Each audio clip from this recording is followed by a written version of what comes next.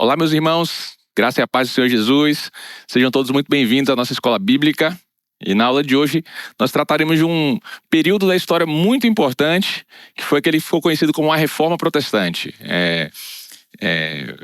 Em especial para nós, que somos herdeiros dessa tradição, nós batistas, assim como outras correntes protestantes. Esse foi um período muito caro para nós, muito importante para a história da igreja de forma geral, em que pontos importantes, tanto da prática da igreja quanto da sua doutrina, foram questionados e renovados, e a fim de que, em suas diversas manifestações, da reforma, a fim de que a igreja buscasse corrigir os desvios que eram percebidos. Na aula de hoje, para a gente tentar ser um pouco didático aqui, a gente vai fazer um panorama do início desse período. Na verdade, a gente vai começar um pouco antes, falaremos um pouco dos antecedentes da reforma, dos precursores da reforma protestante. Em seguida, falaremos do período conhecido como a reforma em si e trataremos de figuras como Lutero, Zwinglio, Calvino, as suas contribuições, os desafios que eles enfrentaram. E, por fim, falaremos um pouco sobre os movimentos chamados de reforma radical, que ficaram conhecidos como os anabatistas. As suas contribuições, aquilo que eles percebiam de problemático nos movimentos de reforma. De certa forma, os anabatistas foram um movimento que buscava reformar os movimentos de reforma. Então veremos um pouco dessas três fases, dessas três importantes fases daquele período que ficou conhecido como a Reforma Protestante. Então vamos lá falar um pouco sobre os precursores da Reforma. E o título dessa sessão é A Estrela da Manhã da Reforma, que logo a gente vai descobrir por quê. Pois bem, no período anterior à Reforma, a Reforma se deu ali, eclodiu no século XVI, mas nos séculos anteriores, XIV, século XV, a igreja medieval, daquele período ali de baixa Idade Média, ela estava imersa em diversos problemas. Havia ali uma questão mais clara da corrupção do próprio clero em suas diversas camadas, questões como venda de indulgências, a prática de simonia. Simonia é a compra, é a comercialização de cargos eclesiásticos. Isso era uma prática na época, e a venda de indulgências era uma espécie de você comercializar, você comprar direitos espirituais, através do pagamento de quantias, você reduzir a penitência que você deveria fazer para determinado pecado, ou até mesmo reduzir o tempo que alguém que já morreu iria ficar no purgatório. Então esse tipo de coisa, entre aspas, direito espiritual, era comercializado na época de forma generalizada. Certo? Além disso, algo que hoje para nós, no nosso contexto, é extremamente corriqueiro, que é o acesso às escrituras, ele não havia naquela época, certo? O acesso à palavra era restrito ao clero, a tradução, a Bíblia não era traduzida na língua do povo, nas línguas vernáculas.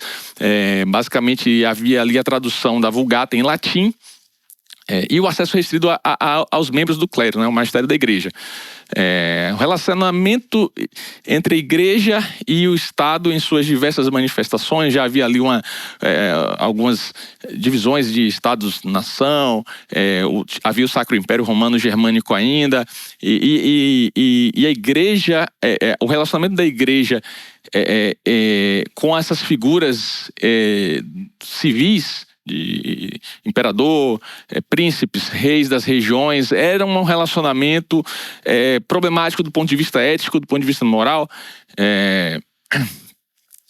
Havia ali uma influência estatal muito grande nos assuntos eclesiásticos, assim como uma influência da igreja em assuntos estatais. Era uma relação que gerava diversos problemas do ponto de vista da integridade da igreja. Integridade moral da igreja. E um outro ponto que já estava ocorrendo, e que nesse período que antecedeu de forma imediata a reforma, ele se intensificou, foi a questão do enfraquecimento da figura do papado, da instituição do papado. E aqui vale destacar um episódio muito estranho que ocorreu, que foi um período ali, final do século XIV para início do século XV, em que havia duas figuras, dois papas ao mesmo tempo. Um papa em Roma, onde já era de costume, e um papa na França, em Avignon. Foi um período também conhecido como cativeiro babilônico da igreja.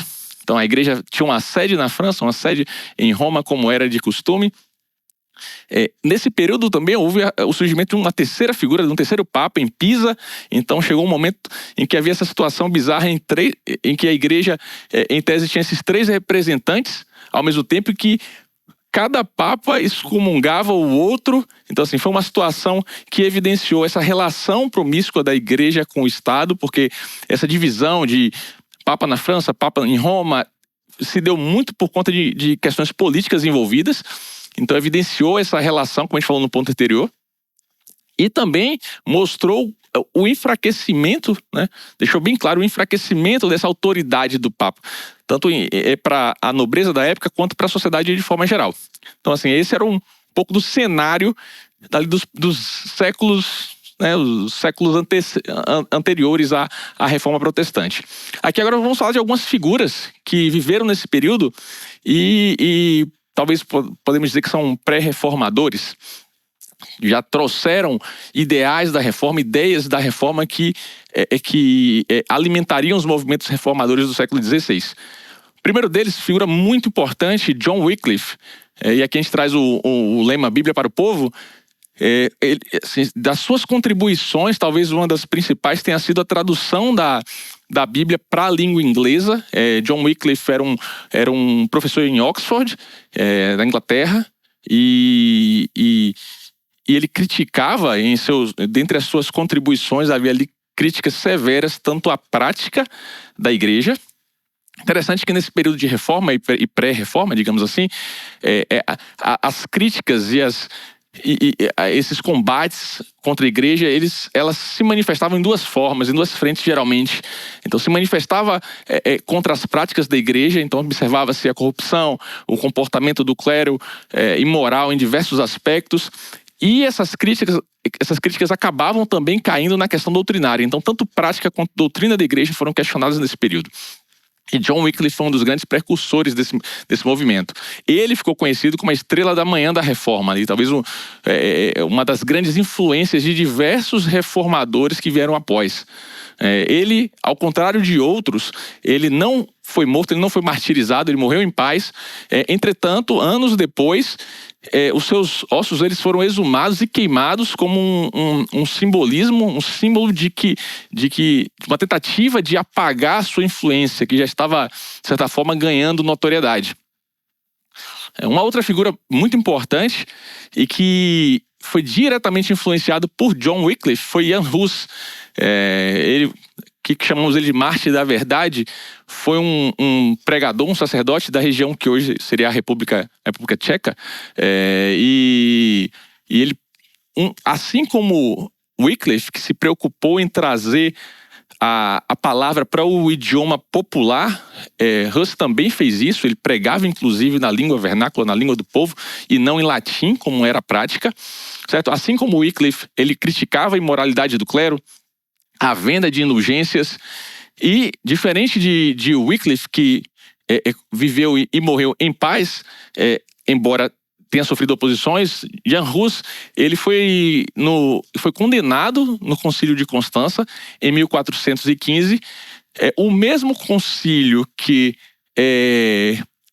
determinou a exumação dos ossos de Wycliffe e a queima dos ossos de Wycliffe, esse mesmo concílio ele julgou e condenou Jan Hus à morte na fogueira. Hus chegou a ir ao concílio de posse de um salvo-conduto emitido pelo rei, na esperança de que isso garantisse a segurança dele, mas não foi o que ocorreu. Ele foi preso, e o seu julgamento, que durou cerca de 7 meses, culminou com a sua condenação e morte na fogueira. E por fim falaremos de um terceiro personagem muito importante desse período, e agora na região na Itália, na região de Florença, que foi o Jerônimo Savonarola. Savonarola, ele nasceu na cidade de Ferrara, vindo de uma família abastada, uma família de posses. mas percebeu em si uma vocação para um chamado à vida na igreja, e se tornou entrou na vida do mosteiro, né? Ele entrou nessa vida e se destacou por ser um grande pregador, eloquente, muito popular, com uma pregação muito forte em direção à santidade, ao arrependimento. Com o tempo ele passou a ter essa fama de um profeta, alguém que declarava os problemas sociais e uma certa voz profética de fato. E Savonarola, ele também se destacou pelo seu enfrentamento a figuras poderosas da época. Ele estava em Florença ali, nos berços do Renascimento, e ali a família Médici era uma família extremamente poderosa, inclusive uma das principais mantenedoras do seu mosteiro, em que Savonarola ele fazia o seu trabalho. E Savonarola não hesitou em confrontar os pecados da família Médici, extremamente poderosa, assim como ele não hesitou em confrontar e combater os pecados do próprio Papa Alexandre VI na sua época. Inclusive, Savonarola chegou a enviar cartas para reis de diversas regiões para buscar a deposição do Papa Alexandre VI, inclusive dos papas ali desse período, talvez o que fosse o ápice do mau comportamento de uma figura papal. Tinha diversas concubinas, filhos ilegítimos, enfim. E Savonarola combateu, assim como combateu os Médici, combateu a figura de Alexandre VI. Por fim, ele perdeu, inclusive, depois de diversos eventos, ele perdeu o apoio popular e acabou condenado, enforcado e morto, queimado como herege, em 1498. Então, assim, a gente pega três figuras de diferentes partes da Europa, séculos anteriores ali, e a gente percebe um certo alinhamento no discurso, nas ideias, e essas ideias foram de fato sementes que viriam a germinar no século XVI. Aqui a gente consegue extrair algumas lições já com esses precursores: coragem de enfrentar um sistema religioso que estava corrompido, que necessitava de reformas, de mudanças, a centralidade na escritura. A gente vê isso, o foco, por exemplo, em Wycliffe, em Hus, inclusive trazer as escrituras na linguagem do povo. Vemos que muitas vezes foi necessária a fidelidade desses homens até a morte, como aconteceu com Savonarola e Hus, e de fato eles prepararam esse terreno espiritual para aquilo que viria a acontecer no século XVI, com a Reforma Protestante. Então, assim, um pouco do pano de fundo, de certa forma a gente aproveita alguma coisa que a gente já viu nos precursores, o contexto de certa forma um pouco parecido. A gente pode destacar também aqui a questão da fragmentação política, nacionalismo e apoio de príncipes locais. Então, assim, havia, por exemplo, ali a instituição do Sacro Império Romano com o seu imperador, mas a figura do imperador, diferente do que a gente via, por exemplo, séculos antes no Império Romano, no seu auge, ele não detinha aquele poder, ele não assegurava essa uniformidade do império, pelo contrário. A figura do imperador era de certa forma enfraquecida, e o poder ele era fragmentado em lideranças locais.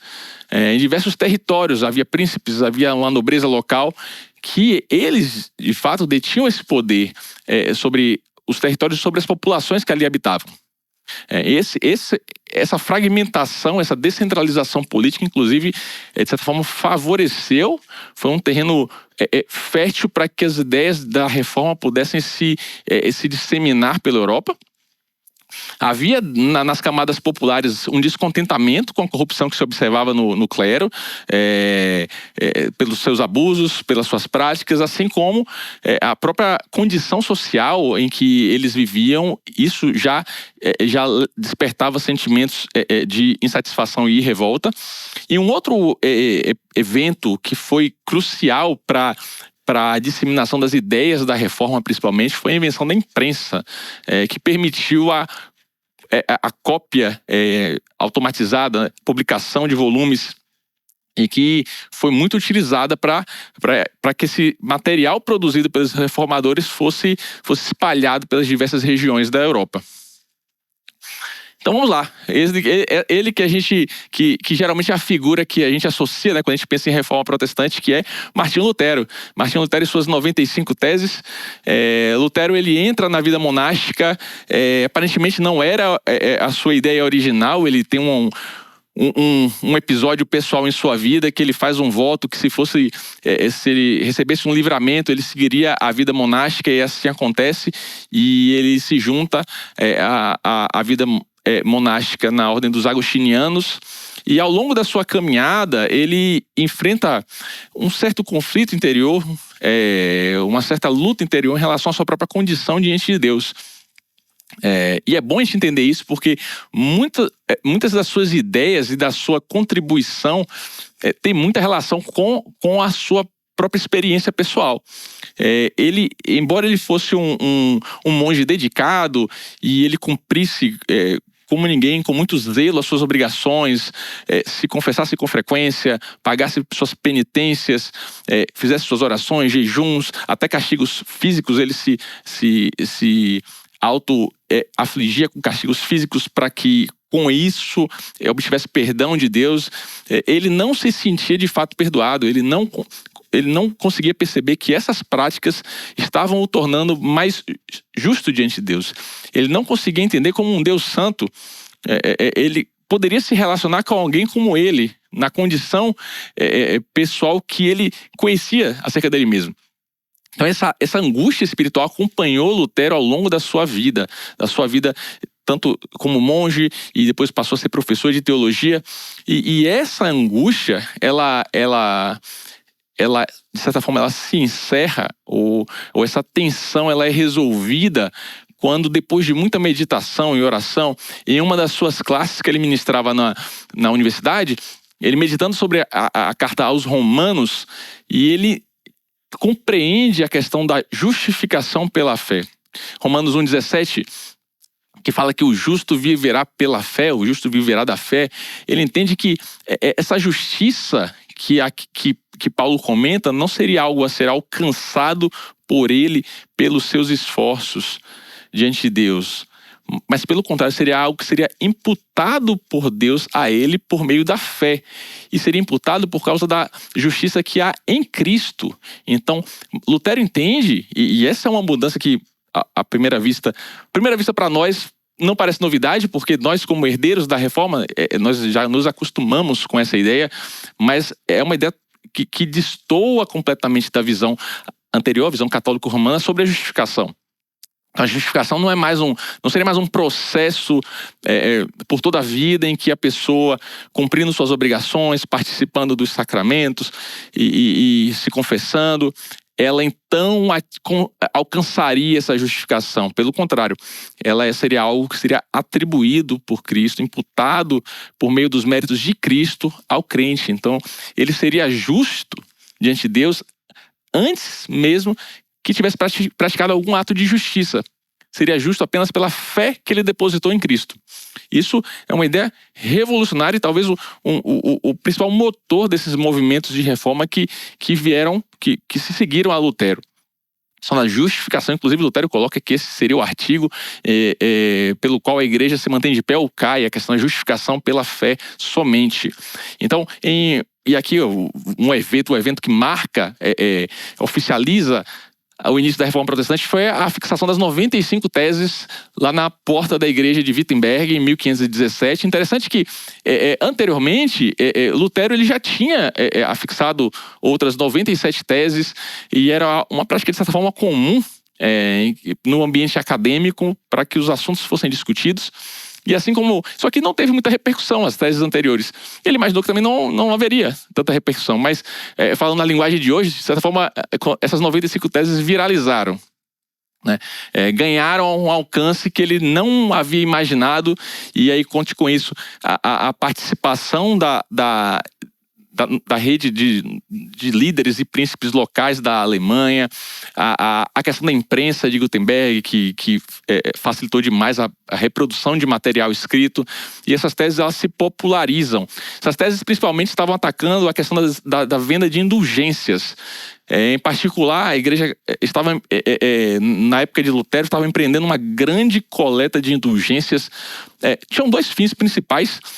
Um dos fins era o financiamento de cruzadas e o outro seria, como estava acontecendo na época de Lutero, a construção de catedrais e basílicas. Então, as indulgências... dessa venda de indulgências, todo tipo de recurso era usado pelos vendedores. Prometias que as almas sairiam do purgatório à medida que quantias fossem pagas, enfim. Então, o foco de Lutero nas suas teses é principalmente essa questão das indulgências, e aí a oposição católica se levanta, diversos eventos ocorrem, ele recebe uma bula de excomunhão da igreja pelo Papa Leão X, e essa bula, ele queima ela em sinal de não aceitação disso. Então, o imperador Carlos V, ele convoca, e aí que a gente vê essa mediação do Estado, né, mediação imperial em uma questão eclesiástica, porque, de fato, naquela época havia essa mistura entre essas duas esferas muito grande. Então, o imperador convoca essa assembleia, que ficou conhecida como a Dieta de Worms, em 1521, para que o caso de Lutero fosse julgado. Lutero, ele recebe a oportunidade, digamos assim, nessa Dieta de Worms, para que ele se demonstrasse o seu arrependimento pelos que ele escreveu, pelas suas ideias, o que ele não faz. E ele, então, ele é condenado pela Dieta de Worms. Com o desenrolar da história, veremos que essa condenação não implicou na sua morte, como em outros reformadores. Muito porque, como eu falei, a figura do imperador, ela não tinha mais aquele poder absoluto. Então, Lutero conseguiu proteção de príncipes locais. E com isso, ele conseguiu viver a sua vida, apesar dessa condenação. Que é uma frase muito conhecida que Lutero pronunciou na Dieta de Worms. Ao ser questionado sobre os seus ensinos, sobre as suas crenças, ele fala: a menos que eu seja convencido pelo testemunho das Escrituras ou pela razão clara, minha consciência está cativa à palavra de Deus. Não posso e não vou me retratar de nada, pois não é seguro nem certo agir contra a consciência. E aí, no final, ele termina com: que Deus me ajude. Amém. Então, Lutero, ele reafirma os seus ensinamentos com convicção que eles estão de acordo tanto com a palavra de Deus quanto com a razão. Então, vamos tentar, assim, de forma muito breve, passar pelos principais pontos da teologia de Lutero. Não, assim, de forma bem resumida, sem querer ser simplista, mas a gente vê Lutero, o carro-chefe da teologia dele, como nós falamos, é a questão da justificação pela fé. O ser humano, então, ele não é salvo por obras nem por méritos, somente pela fé em Jesus Cristo. A questão da autoridade das Escrituras, acima de qualquer autoridade eclesiástica e humana. São as Escrituras que julgam as autoridades eclesiásticas, que julgam os concílios, que julgam as assembleias, e não o contrário. Então, a gente percebe nos reformadores, de forma geral, não apenas em Lutero, esse retorno às Escrituras como autoridade suprema para julgar todas as doutrinas. As doutrinas que são derivadas devem ser julgadas pelas Escrituras. A questão dos sacramentos, que na terminologia nossa batista, nós conhecemos as ordenanças. Então, Lutero reconhece como apenas dois, a ceia do Senhor e o batismo. Diferente da Igreja Católica que propõe 7 sacramentos. O sacerdócio universal de todos os crentes. E não, os crentes têm acesso a Deus por meio do mediador que é Cristo. Então não há necessidade de mediadores humanos. Isso está muito relacionado à teologia católica da missa, da figura do clérigo como o sacerdote, como aquele que faz essa mediação entre o cristão e Deus. Lutero rechaça essa ideia, lembrando, com base nas Escrituras, que nós fazemos parte agora de um reino de sacerdotes, temos acesso livre a Deus mediante a Cristo.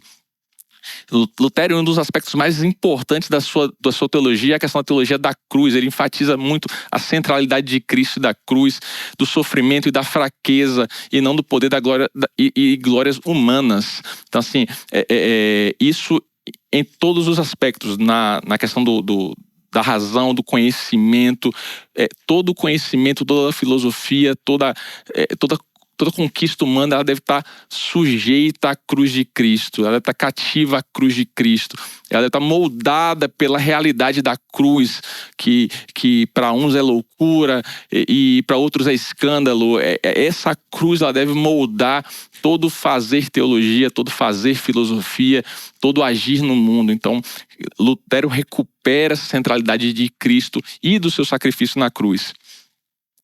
Um outro reformador importantíssimo daquele período e contemporâneo a Lutero foi Zwinglio. Zwinglio, enquanto Lutero estava na Alemanha e ali fez o seu nome e o seu trabalho, Zwinglio estava na Suíça, em particular em Zurique, e lá ele implantou a sua reforma, por assim dizer, a sua reforma protestante lá.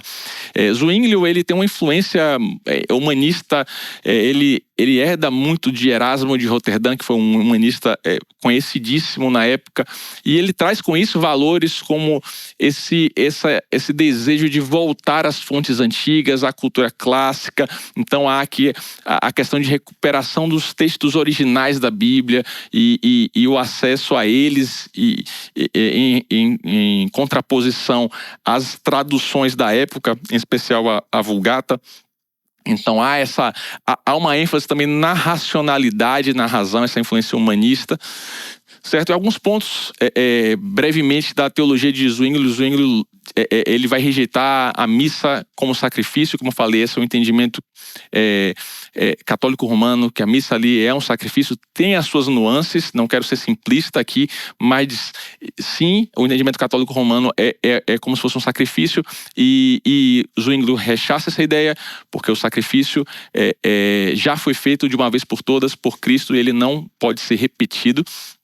Ele é contra questões, essas adições feitas ao longo do tempo, como imagens nas igrejas. Então, ele, de certa forma, ele é até um pouco mais radical nesse sentido do que Lutero, seu contemporâneo. No final da sua vida, ele morre em uma batalha contra católicos em 1531. E aqui a gente tenta comparar um pouco de Lutero e Zwinglio. Eram figuras proeminentes da época, grandes líderes da Reforma, e que tinham suas convergências, seus pontos de acordo e seus pontos de divergência. Como pontos de acordo, a gente vê que eles ambos questionavam a autoridade do Papa, enfatizavam as Escrituras como única base de fé, eles buscavam essa reforma da igreja. Como ponto de divergência, talvez o mais central, mais importante aqui, e o que teve mais consequências para a igreja nos períodos posteriores, foi a questão da ceia do Senhor. Ceia do Senhor foi um importante tema de debate no período da Reforma, e Lutero e Zwinglio, eles até tentaram, mas eles não conseguiram chegar num acordo. Lutero, ele entendia a ceia do Senhor como na ceia do Senhor, Cristo se fazia presente de forma real nos elementos. Só para uma ideia, na visão católico-romana, quando os elementos eram consagrados pelo sacerdote, eles se transformavam no corpo e no sangue de Cristo. Lutero rechaça essa ideia, ele combate essa ideia, mas ele entende que Cristo está de forma real presente nos elementos. Zwinglio discordava disso. Pelo contrário, Zwinglio via a ceia como um memorial simbólico da morte de Cristo. Cristo, Zwinglio lembra, está sentado à destra do Pai. Ele ascendeu aos céus, então ele não pode estar nos elementos se ele está lá, assentado à destra do Pai. Então ele via, inclusive as palavras de Jesus, né, este é o meu corpo, como uma linguagem metafórica, né, isto significa o meu corpo. Então havia essa divergência, houve um colóquio de Marburgo convocado para que luteranos e zwinglianos buscassem a convergência em diversos pontos, e eles conseguiram concordar em vários pontos, mas o ponto da ceia representou uma divergência que não foi superada por eles nesse colóquio. E com o tempo isso foi representando um afastamento entre reformados luteranos, entre os luteranos, entre os reformados da Alemanha e os da Suíça. E no futuro isso se tornariam dos grandes braços dos protestantes. Outra figura que falaremos aqui, João Calvino, talvez um dos grandes teólogos da Reforma no sentido de sistematizar a teologia. Os outros teólogos, eles produziram muito material, se envolveram em diversos debates, polêmicas, mas João Calvino, um ponto importante, já foi um teólogo de segunda geração na Reforma, certo?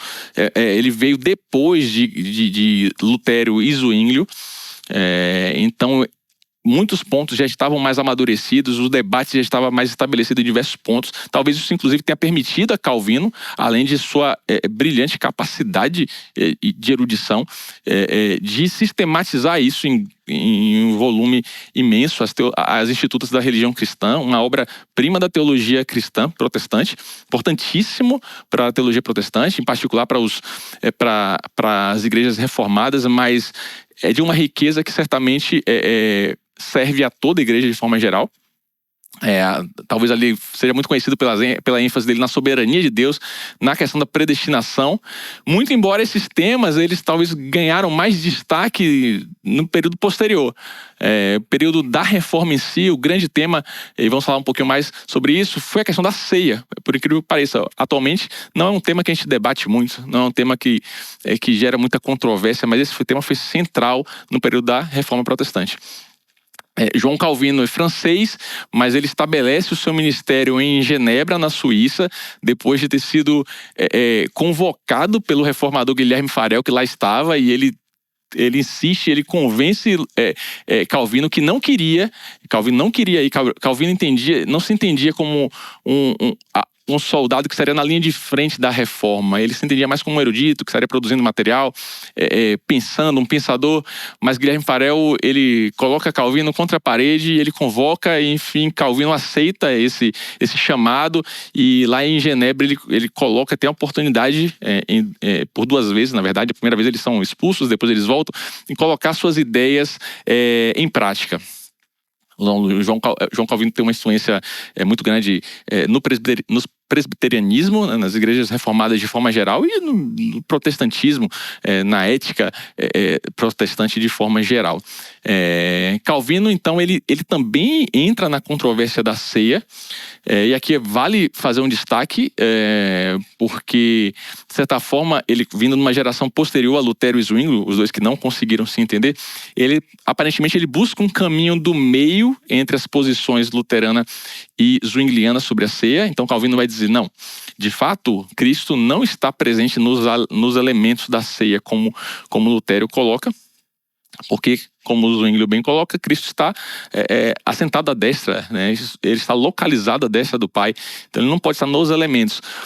Mas Calvino vai dizer que o cristão, ao participar da ceia com fé, ele de fato tem comunhão com Cristo, de certa forma ele se alimenta do corpo de Cristo e bebe o seu sangue, não de maneira real, mas de maneira espiritual. Por meio do Espírito Santo, o crente, não é Cristo que desce e vem para os elementos. Para Calvino, é como se o cristão ele ascendesse aos céus por meio do Espírito e assim tivesse comunhão com Cristo na participação da ceia. Então, uma posição de certa forma intermediária, muito influenciado por um outro reformador, hoje em dia um pouco esquecido, mas muito importante em seus esforços por conciliação, principalmente, que foi Martin Bucer. Martin Bucer, ele foi uma grande influência para João Calvino, provavelmente influenciou a visão de Calvino sobre a ceia. Então era essa a posição. E uma curiosidade para nós batistas, que atualmente nossa visão da ceia tende muito à posição de Zwinglio. Vemos a ceia como um memorial, como algo que é apenas um símbolo, mas os primeiros batistas, muitos grupos dos primeiros batistas, eles tinham uma posição muito mais parecida com a posição calvinista sobre a ceia. Então vemos, por exemplo, a Confissão de Fé Batista de Londres, por exemplo, trazer essa visão da ceia como nutrição espiritual para o crente. Inclusive documentos confessionais de batistas, não apenas batistas particulares, que eram calvinistas, mas de batistas gerais também, trazem essa visão muito próxima da visão de Calvino. Só uma curiosidade para a gente perceber como a doutrina vai se desenvolvendo, né? Hoje a gente tem uma visão, de certa forma, bem memorialista e simbólica, mas nem sempre foi assim dentro da teologia batista. Uma frase de Calvino que, atribuída a ele no seu leito de morte: é suficiente para mim viver e morrer para Cristo, que é para todos os seus seguidores um ganho tanto na vida quanto na morte. Então, uma comparação rápida entre os reformadores, a gente tem essa ênfase de Lutero na justificação pela fé, autoridade das escrituras e centralidade dos sacramentos da ceia e batismo, mas um foco em especial na ceia. A sua reforma teve uma relação muito forte com os príncipes, com a figura do Estado, poder estatal. Zwinglio, ele propôs esse retorno mais radical à Bíblia, tirando todos os elementos que fossem estranhos à Bíblia. Então ele tira imagem de santo, ele tenta se afastar de forma determinada das concepções que ele entendia serem adições estranhas à Bíblia feitas pelo catolicismo. Então ele se afasta disso, promove uma reforma mais radical em Zurique. Do ponto de vista de relação com o Estado, ele propõe ali uma teocracia. Então é o Estado administrando questões da igreja, e as próprias leis da cidade refletiam as leis bíblicas. Então uma visão mais teocrática. E Calvino, grande influência por ter sistematizado essa primeira grande sistematização da teologia reformada, ênfase na soberania de Deus. A estrutura eclesiástica que ele propõe é muito sólida, essa estrutura presbiteral, influenciou profundamente muitas correntes protestantes que vieram a seguir. E agora a gente vai falar dos movimentos de reforma radical, aqueles que buscavam reformar já os movimentos reformadores.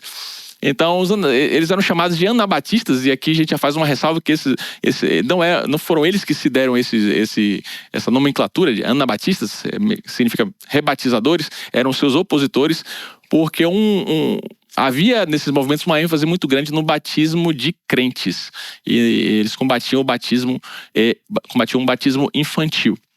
O movimento se originou em Zurique, uma dissensão da reforma de Zwinglio, discípulos seus, inclusive, que discordavam dessa relação da igreja com a organização estatal, e eles propunham essa separação total entre igreja e Estado. Eles voltam para as escrituras e falam: a gente não vê nas escrituras essa relação essa simbiose entre igreja e Estado. Pelo contrário, a gente olha para as escrituras e vê a igreja como uma comunidade de crentes convertidos, aqueles que professam a fé, e que muitas vezes eram perseguidos, inclusive, pelo poder imperial. Então eles se afastam, eles combatem essa visão, inclusive de Zwinglio, certo? E eles buscam essa ênfase na vida comunitária, discipulado, na simplicidade da prática de igreja. Alguns princípios, liberdade religiosa, porque uma vez que você separa a igreja do Estado, o Estado agora não tem mais uma religião oficial, não tem mais um credo oficial. Então, há de ter mecanismos que permitam que diferentes credos, diferentes religiões convivam em harmonia. Então, é um princípio que se deriva dessa separação de igreja e Estado. Pacifismo, embora nem todos os anabatistas tenham tido essa marca, houve movimentos anabatistas revolucionários que pegaram em armas, que buscavam implementar o milênio, uma visão mais apocalíptica. Então houve também, mas de forma geral o pacifismo era observado por diferentes correntes anabatistas. ênfase no discipulado, rejeição do pedobatismo. Pedobatismo é esse batismo infantil. Eles acreditavam no batismo por confissão de fé. Então, para isso, a pessoa já tinha que ter uma certa idade para que, com consciência, ele fizesse a confissão de fé. Eles rejeitavam também os juramentos civis, uma forma de rejeitar essa relação, essa lealdade ao Estado, certo? E os anabatistas, eles ganharam a oposição tanto de católicos, que católicos já perseguiam os movimentos protestantes de forma geral, mas também eles foram perseguidos por protestantes, inclusive, principalmente por luteranos. Aqui a gente pode destacar a figura de Menno Simons. Foi um anabatista de terceira geração já. Ele era padre católico, ele se converteu, holandês, a esses ideais. Então ele enfatizava essa questão da vida prática, a doutrina bíblica simples, ênfase na não violência, diferente de outros movimentos anabatistas, como eu mencionei, né, que pegaram em armas. Ele tinha essa ênfase no pacifismo, e ele foi o fundador de um grupo que inspiraria, né, do qual derivaria os menonitas modernos, os Amish também, comunidade que vive ali isolada, prática agrícola, também são herdeiros dos menonitas. E esses radicais da reforma, por assim dizer, eles trouxeram alguns impactos para a igreja também. Eles trazem essas ideias, e são ideias distintivas que eles trazem, inclusive liberdade religiosa, separação entre igreja e Estado, batismo de crentes. A gente ainda não vê essa ideia em nenhum dos outros reformadores. Calvino, Lutero, Zwinglio, todos entendiam que crianças deveriam ser batizadas por diferentes razões, não necessariamente na mesma teologia da Igreja Católica, mas batizam crianças. E os radicais da Reforma trazem essa ideia do credo batismo, né, o batismo por confissão de fé. Havia ali também entre eles esse compromisso por uma vida de discipulado radical, de busca de santidade, não violência. E para nós batistas aqui há essa importância, há essa influência indireta na nossa teologia batista. Alguns dos princípios que a gente observa nos anabatistas, apesar do nome ser parecido, nós não somos diretamente derivados dos anabatistas, mas há essa influência em algumas ideias, como a questão dessa separação de igreja e Estado, como a questão do batismo de crentes. Então há essa influência tanto na teologia batista quanto também no modelo congregacional. Então, reflexões finais. Essa reforma, que a gente chama, né, esse movimento de reforma protestante, na verdade ela teve várias expressões, não foi um movimento homogêneo, e na aula de hoje a gente tentou fazer um panorama muito breve dos principais personagens, nos principais eventos e nos principais aspectos de teologia que a gente consegue perceber. E aqui talvez um resumo, se é que a gente pode resumir em apenas uma frase, mas a gente vê aqui os nomes que a gente passou. Wycliffe, muito importante por traduzir a Bíblia para o inglês. Isso no futuro, isso se demonstrou muito proveitoso para a expansão do evangelho nas camadas populares, embora na época de Wycliffe não tenha tido esse benefício, porque a maior parte da população ainda era analfabeta. Na época dele ainda não havia a imprensa, então, mas posteriormente isso foi muito importante. Criticou o papado, assim como diversos outros reformadores, defendeu a autoridade das escrituras. Jan Hus, ele pregava na língua do povo, ele defendia essas reformas morais necessárias, com base no que ele estava observando dos desvios de conduta do clero, centralidade de Cristo na igreja. Savonarola, na Itália, ele convocava o povo ao arrependimento, à santidade, esse discurso bem profético de Savonarola. Ele denunciou e ele combateu a corrupção tanto na igreja, no seu combate ao Papa e outras lideranças, como no governo, na nobreza da época, nos poderosos da sua época. A gente vê os três grandes reformadores aqui, Lutero, Zwinglio e Calvino. ênfase de Lutero principalmente na justificação pela fé. Ele foi o que ficou conhecido por iniciar esse movimento. O início oficial foi marcado pelas suas 95 teses sendo pregadas na porta de Wittenberg. Ele traduz a Bíblia para o alemão. Então, assim, ele foi esse marco inicial da Reforma Protestante. Zwinglio, ele muito ativo na Reforma na Suíça, em Zurique. Ele defende, com uma visão mais racionalista, mais humanista, ele vai fazer sua defesa da ceia como um memorial, se afastando muito da doutrina católico-romana, da transubstanciação. Abole imagens religiosas. Para Zwinglio, aquilo que não estava na Bíblia, ele deveria ser excluído. Os elementos estranhos à Bíblia não deveriam fazer parte do culto da igreja. Calvino, muito importante por ter feito essa primeira grande sistematização da teologia reformada. Ele não tratou apenas de temas polêmicos na época, como, por exemplo, a ceia, justificação, mas ele tratou assim, de fato uma teologia sistemática. Trata do tema de Deus, pessoa do Pai, do Filho, do Espírito, do ser humano, do pecado, da obra de Cristo, da relação da igreja com o Estado, da organização da igreja, das ordenanças ou sacramentos. Enfim, é uma primeira grande teologia reformada, ênfase na soberania de Deus, grande influência em diversas correntes protestantes. Em particular, os presbiterianos são herdeiros aí diretos de Calvino, muito embora batistas também bebam das suas ideias e da sua teologia. E por fim, os anabatistas, os chamados radicais da reforma, esses rebatizadores, que, a bem da verdade, eles eram chamados assim pelos seus opositores, porque para eles, a defesa deles, eles não estavam rebatizando. O batismo, na visão dos anabatistas, ele para ser batismo, ele deveria se dar por meio de uma profissão de fé. Então, o batismo, entre aspas, o batismo infantil para o Anabatista não era um batismo. Então, logo, ele não estava rebatizando, certo? Então, essa ênfase no batismo de crentes, separação da igreja e do Estado, discipulado radical e, consequentemente, consequência dessa separação da igreja e Estado, a liberdade religiosa, liberdade de diferentes credos convivendo no mesmo território. O que era muito estranho para aquela época. Os territórios, eles tinham uma religião oficial. A liderança do território, naquela época, escolhia: esse território vai ser fiel a Roma ou esse território vai ser protestante. E os anabatistas trazem essa ideia inovadora. Quando a igreja se separa do Estado, a igreja como essa expressão de crentes fiéis ao Senhor, que buscam a Ele em sua palavra. Isso gera esse outro entendimento. Essa separação da igreja e Estado gera, consequentemente, a necessidade de você tolerar diferentes crenças no mesmo ambiente, no mesmo território. Então a gente consegue, assim, certamente a gente consegue pensar em várias aplicações, mas talvez algumas aqui, a necessidade que temos, assim como esses reformadores que tiveram, de permanecer na verdade, de denunciar o erro, fazer de fato oposição àquilo que vai recuperar a centralidade das Escrituras. Inclusive, então, recuperando a centralidade das Escrituras, a gente denuncia aquilo que representa um desvio daquilo que está nas Escrituras. Então esse foi um grande legado dos reformadores.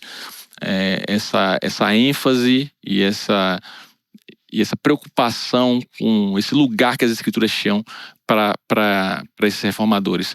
A necessidade que temos de ser uma igreja transformadora, uma igreja que está sempre se reformando, que está olhando para si, olhando para a palavra, e à luz da palavra percebendo onde estão os desvios em nós, enquanto igreja. Nossas vidas pessoais, mas aqui falando nós enquanto igreja. Onde é que estamos nos desviando? E sempre buscando, pela ação do Espírito Santo, não por esforço próprio, mas pela ação do Espírito Santo, buscando conformidade com a palavra. Então, é uma igreja que se transforma sempre, uma igreja que está sempre se reformando. E a necessidade, e aqui a reforma deixou isso mais escancarado, evidenciou isso, é a necessidade de buscar a unidade em meio à diversidade. Porque depois que a reforma eclodiu, aí diversos movimentos protestantes se manifestaram e diversas denominações no futuro, né, vêm, e muitas guerras aconteceram. A gente também não pode desconsiderar o que de fato aconteceu na história. Nem tudo foram flores, o processo não foi suave, e muitos desses reformadores, inclusive, tiveram falhas graves ao longo da sua vida, tiveram momentos altamente questionáveis, ideias que entendemos que são ideias que destoam das Escrituras. A gente tem, por exemplo, as ideias de Lutero sobre os judeus, por exemplo, são muito problemáticas. Não seria excesso chamar essas ideias de antissemitas. Calvino se envolveu em conflitos com opositores e resultou na condenação à morte de opositores, condenou opositores à fogueira em Genebra. Então, assim, eram homens do tempo deles. Então, assim, não devemos idolatrá-los, mas também não devemos desconsiderar a importância e o legado deles, que eles tiveram. Sem dúvida nenhuma, buscaram, e crendo na soberania de Deus, mais um legado desse período da reforma, crendo na soberania de Deus, cremos que eles foram usados por Deus para trazer a igreja de volta a caminhos dos quais a igreja tinha se desviado. Então a gente tem essa visão realista, sem idolatrar nenhuma figura, e sabendo disso, sabendo dos erros, a gente tem aquela humildade para buscar a conciliação naquilo que é possível em meio à diversidade de ideias. Aqui tem uma figura de um reformador, que, como eu comentei, o Martin Bucer. Ele não é muito falado, é muito conhecido, mas ele teve, pela personalidade dele, ele teve esse papel na época. Ele buscou, na controvérsia sobre a ceia entre luteranos, entre reformados da Alemanha, reformados da Suíça, ele buscou ativamente a conciliação entre aquelas duas correntes. Ele influenciou Calvino, e provavelmente Calvino buscou ali, por influência dele, esse entendimento das visões acerca da ceia. Então não é abrir mão de verdades essenciais, mas é no meio dessa diversidade de pensamentos buscar a conciliação, buscar a unidade, porque devemos nos lembrar que a unidade da igreja é característica do corpo de Cristo, né? O corpo é o corpo de Cristo. Então essas coisas acontecem, as divisões acontecem, mas não devemos perder a unidade de vista e sempre que possível buscá-la. São algumas lições que esse período nos ensina. Na próxima aula continuaremos tratando desse período, grande período da Reforma Protestante. Foram muitos movimentos, não cabe tudo numa mesma aula. Falaremos sobre os movimentos de reforma fora da Alemanha e também das consequências da reforma. Aguardamos vocês lá. Antes de finalizar, convido você para participar da nossa aula interativa. Daqui a pouquinho vai aparecer um QR Code na tela, o link nos comentários. Você vai clicar nesse link, acessar o QR Code, você vai ter acesso a uma sala de aula virtual, você vai conversar com professores, vai aprofundar o que vimos aqui na aula. Então é um momento muito especial, você está convidado. Então, que o Senhor nos abençoe, bons estudos e até a próxima aula.